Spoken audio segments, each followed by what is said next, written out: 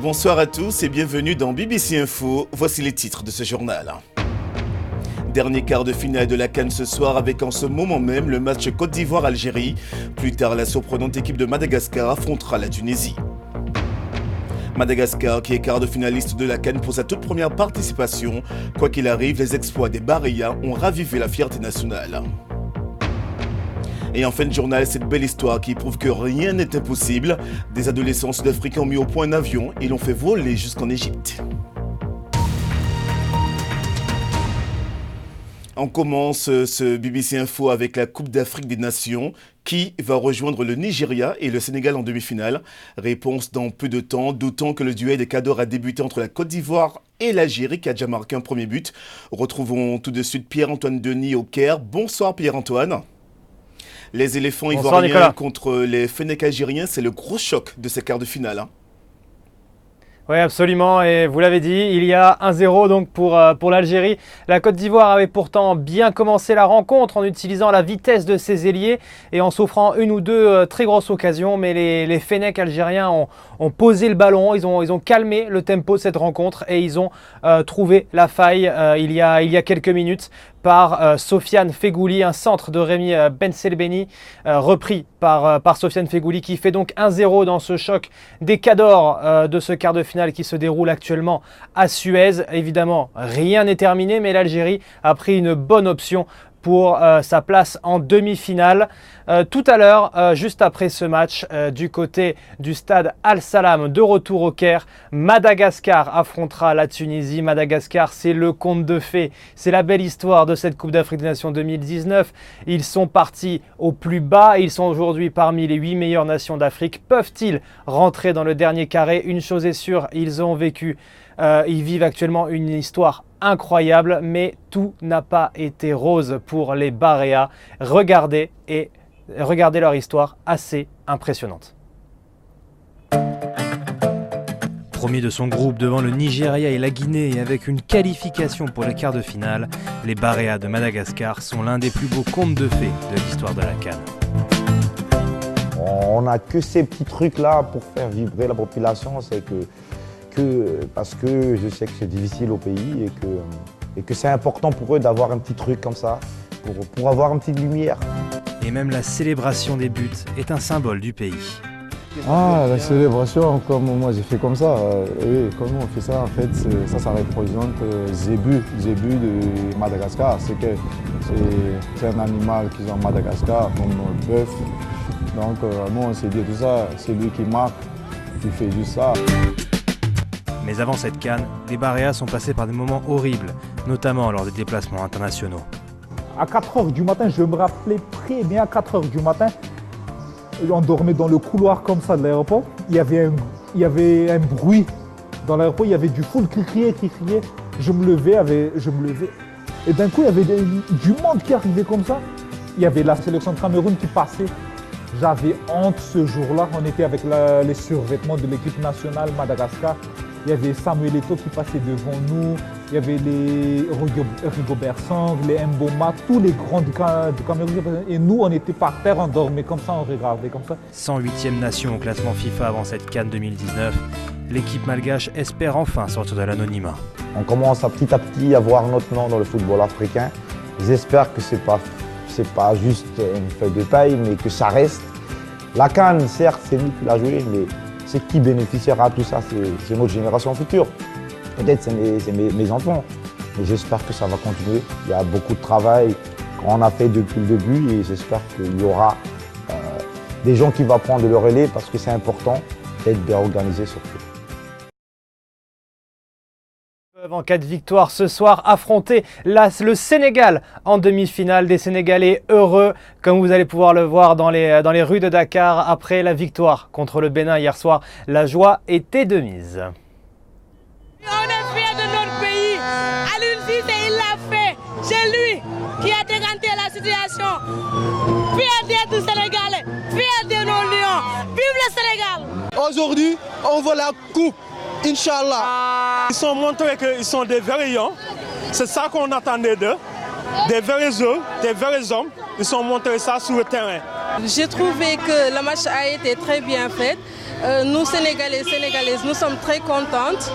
Et j'espère que cela va continuer aussi.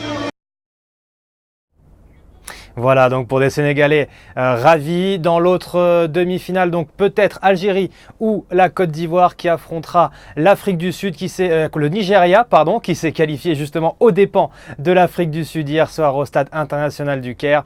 Donc Nicolas, il y a de bien belles demi-finales qui nous attendent ici en Égypte. Mais avant de vous rendre l'antenne, je tiens à vous rappeler qu'il y a toujours 1-0 pour l'Algérie face à la Côte d'Ivoire grâce à un but de Sofiane Feghouli. Pierre-Antoine Denis pour cette page spéciale Cannes depuis nos studios du Caire. À la une également, 3 bateaux iraniens ont tenté d'intercepter un pétrolier britannique près du détroit d'Ormuz dans le golfe Persique, un corridor stratégique dans le commerce du pétrole et du gaz. Le ministère britannique de la Défense a déclaré que les bateaux iraniens, qui appartiendraient aux gardiens de la Révolution, avaient sommé aux pétroliers de s'immobiliser. Les 3 bateaux se seraient retirés après une intervention des bâtiments de guerre britanniques. L'Iran dément cette version des faits, comme nous l'explique Claire Onemendi.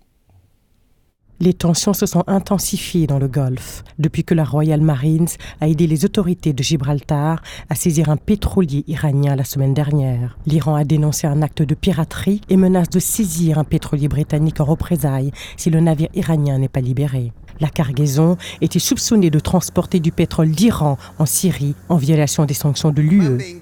Les Britanniques sont à l'origine de l'insécurité et vous en comprendrez les conséquences plus tard. Vous êtes tellement désespérés que lorsqu'un de vos pétroliers veut se déplacer dans la région, vous devez apporter vos frégates pour l'escorter parce que vous avez peur. Moins d'une semaine plus tard, le Golfe est le théâtre d'une confrontation qui ressemble à des représailles. Des navires armés iraniens ont tenté de s'emparer d'un pétrolier britannique avant de reculer face à un navire de guerre. Aucun coup de feu n'a été tiré.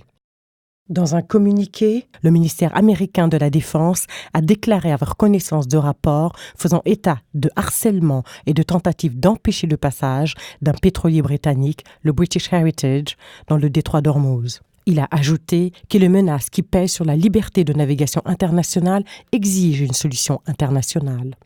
Depuis l'immobilisation de son pétrolier au large de Gibraltar, Iran souhaite des mesures réciproques. En début de semaine, nous avons demandé à l'ambassadeur iranien auprès de l'ONU la position de Téhéran. Le navire qui a été saisi est un cas évident de piraterie. C'est une violation manifeste du droit international.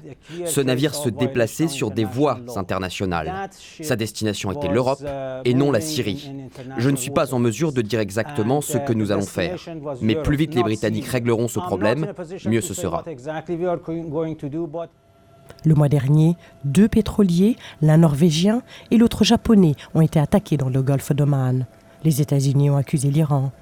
Ce dernier incident ne fera qu'intensifier les tensions dans les relations anglo-iraniennes. BBC Info se poursuit et maintenant nous allons faire le point sur le reste de l'actualité internationale en bref et en images. Nouveaux affrontements aujourd'hui dans la capitale nigériane Abuja entre forces de l'ordre et manifestants chiites. Pour la 3e journée consécutive, des chiites du mouvement islamique du Nigeria défilaient pour réclamer la libération de leur leader Ibrahim Zaki, détenu depuis plus de 3 ans. La police les a dispersés à coups de gaz lacrymogène et a procédé à de nombreuses arrestations.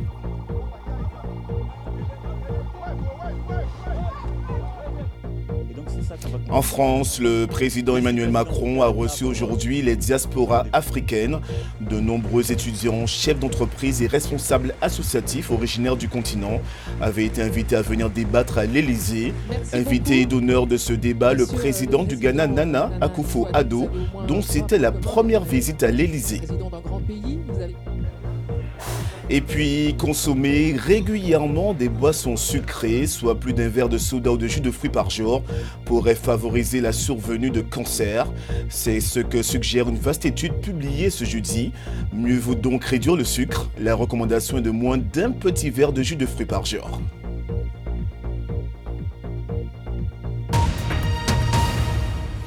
Partons maintenant en Afrique du Sud pour cette belle histoire. Des adolescents se sont rendus du Cap au Caire dans un avion fait maison qu'ils ont piloté eux-mêmes.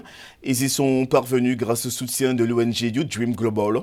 Chaque adolescent impliqué dans le projet était chargé d'un aspect particulier de l'avion. Regardez. Beaucoup de gens pensaient que ce serait impossible, que c'était juste un rêve et qu'on allait échouer. Qui aurait envie de construire un avion? Ce n'est pas quelque chose que les adolescents font en général. Ça a été vraiment très compliqué. Moi, j'ai d'abord pensé que l'avion ne pourrait pas voler.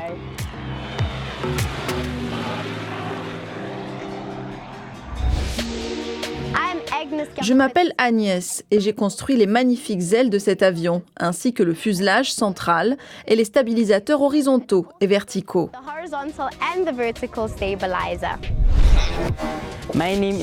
Moi, c'est Rezejo et j'ai 18 ans. J'ai travaillé sur le fuselage central, qu'on appelle souvent aussi le cockpit et qui se trouve juste ici. Je m'appelle Lessero et j'ai 16 ans. Je fais partie de l'équipe qui a construit le stabilisateur vertical, qu'on connaît aussi sous le nom de gouverne de direction. C'est toute cette partie-là. Je suis Megan et j'ai 17 ans. Je suis la fondatrice de You Dream Global, un groupe de 20 adolescents qui ont construit cet avion et vont le piloter à travers l'Afrique du Cap jusqu'au Caire. Construire cet appareil n'était pas du tout une tâche aisée. Nous avons dû franchir beaucoup d'obstacles. Principalement parce que pour certains d'entre nous, c'était la première fois que nous voyions tous ces outils dont nous nous sommes servis pour assembler cet avion. C'était très difficile car nous avons dû nous pencher sur des manuels de construction. Il faut aussi avoir un cerveau capable d'imaginer en 3D ce sur quoi on travaille. Et moi, je ne suis pas quelqu'un de très technique, donc c'était vraiment compliqué. Mais mes camarades étaient là pour m'aider. L'autre difficulté, c'était que les gens ne croyaient pas en nous. Moi, je suis contente que nous ayons pu leur donner tort, car notre avion peut voler.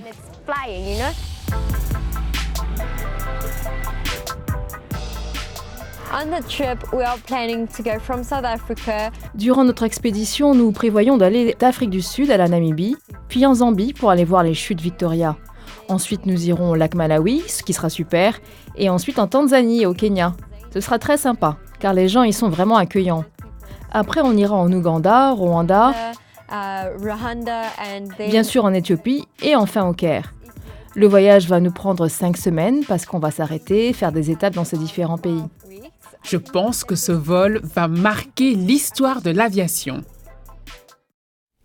Et oui, je vous le disais, une très très belle histoire. Et retour au sport avec du tennis. Serena Williams s'est qualifiée pour la finale de Wimbledon. L'Américaine a facilement battu en demi-finale la Tchèque Barbora Strykova 6-1, 6-2 en moins d'une heure.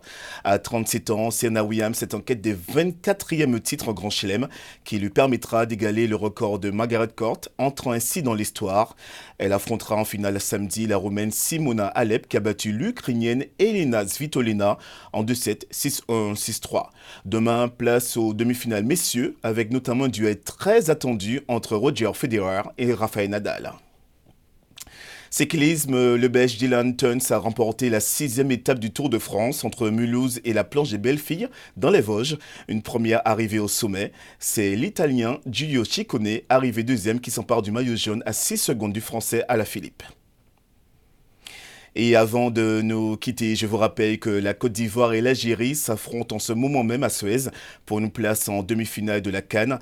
Après 40 minutes de jeu, l'Algérie mène toujours 1-0, but de Fegou Ly à la 20e minute. On verra si les éléphants pourront égaliser en seconde mi-temps. Un match que vous pouvez suivre en direct sur BBC Afrique Radio. Continuez à vous informer sur notre site internet pour tout savoir sur la CAN et l'actu africaine et internationale. Disponible sur PC et sur téléphone portable. Vivez l'info avec bbcafrique.com. Retrouvez-nous aussi sur Facebook pour commenter l'actualité du foot et le reste. BBC Afrique est aussi sur Twitter, Instagram et YouTube.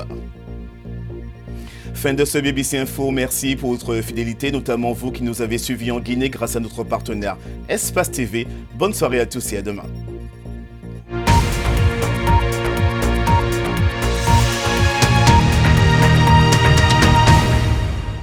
Thank you.